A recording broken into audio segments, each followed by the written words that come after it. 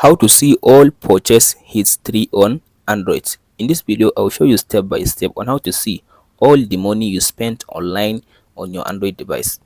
First of all, after you open off your phone now, go and open your Play Store app. After you open Play Store, tap on this menu at the top right side. So in this section, now you can tap on this section, Google account. In this Google account, now you can just tap on this. As you can see now, you can swipe to right and go to payment and subscription, this one. So in this section now, you can tap on this profile at the top and go and choose the Google account you want to choose how many you spend on it. So I'll just go with this one. So now if you scroll to down, as you can see here, it says purchases.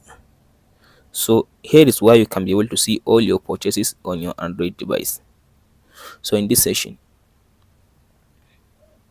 so as you can see now, I don't have any purchase on this Google account. That's why it just show me here. It says your purchases will be shown here.